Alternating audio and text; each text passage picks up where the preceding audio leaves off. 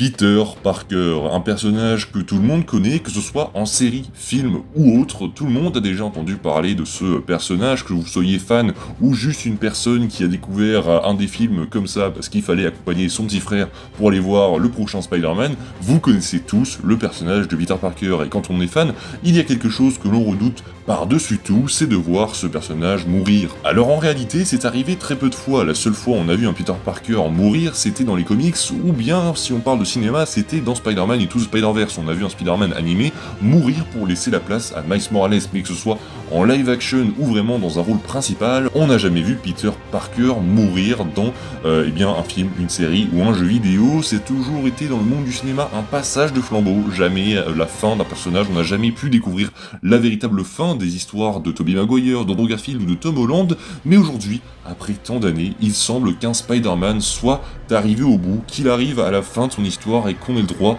peut-être pour la première fois, à la mort de Peter Parker. Une histoire racontée depuis 2018, racontée par Insomniac Games qui avait décidé de créer son premier jeu vidéo autour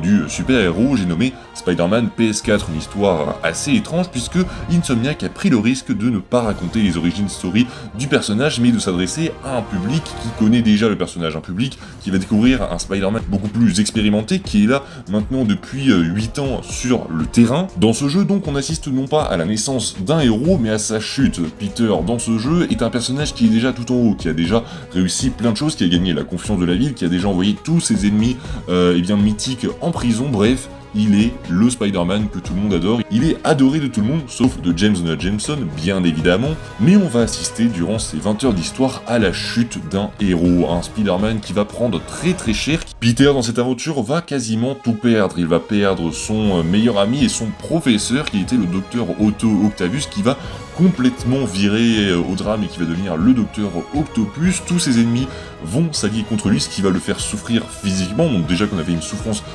psychologique avec donc la perte de son meilleur ami, on a en plus une souffrance physique où tous ses ennemis vont s'allier contre lui, on va avoir vraiment une guerre des gangs qui va être assez impressionnante, ça va être très éprouvant pour le personnage de Spider-Man, c'est sûrement la plus grosse épreuve qu'il va devoir affronter, et en plus de ça, il va perdre Tante May qui va mourir suite au souffle du diable, la tragédie.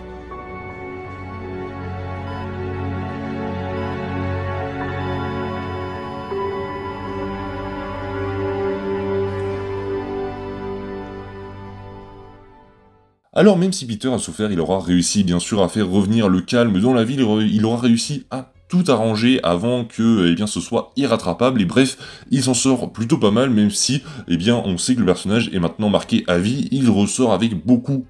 de séquelles de cette épreuve qui va être très difficile à surmonter. Et dans Marvel's Spider-Man 2 qui arrivera maintenant dans quasiment 20 jours, on se rend compte avec la promotion, avec les informations qu'on a sur le jeu, que Peter, ça ne va pas être une histoire où il va redevenir le héros qu'il était avant, au contraire, il va encore plus sombrer, tomber dans les ténèbres, sûrement à cause de sa faiblesse, de ses séquelles psychologiques qui étaient présentes depuis la fin du premier jeu. En effet, Peter va sombrer encore plus que dans Spider-Man PS4, où là, il va complètement succomber au symbiote et devenir encore plus sombre, il va complètement vriller, son esprit va clairement être corrompu par le symbiote, et on sentait arriver, mais on sent bien que Insomniac Games, avec ce Spider-Man 2 et avec le Spider-Man qu'on avait eu juste avant, essaye de nous montrer en gros la chute d'un héros sur, je pense, 3 jeux. On va avoir ce Spider-Man PS4 où il va perdre vraiment beaucoup, ce Spider-Man 2 où il va être détruit complètement psychologiquement pour arriver à un Spider-Man 3 où ça va être assez compliqué, mais là dans ce Spider-Man 2 on va avoir vraiment la chute encore plus profonde de ce héros qui pourrait également vite vriller et faire des erreurs qui seraient irréparables, comme par exemple tuer quelqu'un contre son gré, tuer sa petite copine, tuer la mère de Miles, je dis n'importe quoi, mais ça pourrait arriver quand Peter est contrôlé par le symbiote, il ne contrôle plus rien, il se bat pour essayer de s'en sortir, mais étant faible psychologiquement à cause des séquelles du premier jeu, ça va être très compliqué de se sortir de là sans laisser de traces. Là on rentre dans la théorie, mais je pense que Spider-Man 2 se conclura sur la mort du personnage d'Harry Osborn. Pour moi c'est quasiment évident, le studio cherche clairement à nous introduire le personnage du Bouffon Vert, Norman est présent, et pour moi, pour introduire le personnage du Bouffon Vert, il n'y a pas de meilleure solution possible que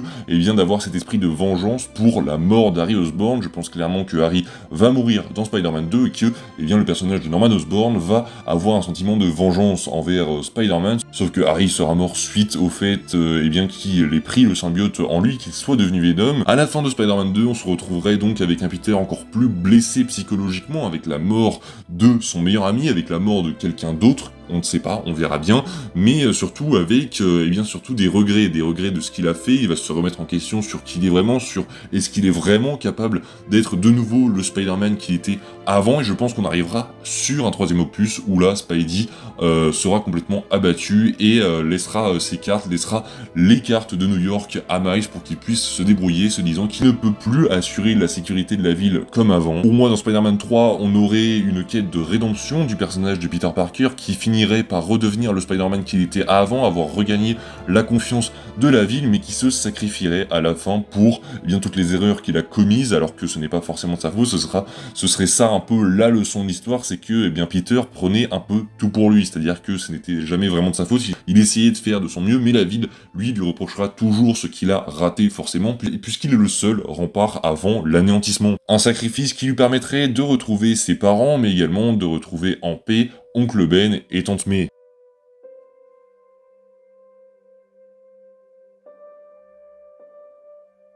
Voilà, j'espère que la vidéo vous aura plu. Je vous ai donc ici affiché mon plan concernant le personnage de Peter Parker. Je pense clairement qu'il eh bien, décédera à la fin de Spider-Man 3. Pour moi, la pente que prend le personnage est clairement indicatrice de ce qui va se passer par la suite. Et je pense que Insomniac va en gros nous raconter la naissance d'un héros qui est Miles, tout en nous montrant la chute d'un héros, d'un professeur qui est devenu juste après concernant Miles Morales, mais la chute de ce héros qui a été installé pour laisser la place à Miles Morales. Donc on va assister, je pense, sur cette trilogie qui aura sûrement lieu avec un Spider-Man 3 à la chute, à la descente aux enfers de Peter Parker, et j'ai hâte de voir comment ça va se passer dans Spider-Man 2. Il y en a beaucoup qui pensent qu'il pourrait mourir directement dans Spider-Man 2, je ne pense pas, je pense qu'ils vont quand même se garder l'honneur de faire un troisième et dernier opus avec le personnage avant de lui dire au revoir, et pourquoi pas continuer ensuite avec le personnage de Miles. On verra bien ce qu'il en sera. En tout cas, si tu as aimé cette théorie et ce plan concernant ce personnage, n'hésite pas à me le dire en commentaire, ça fait plaisir. N'hésite pas également à t'abonner, à liker et à partager si mon contenu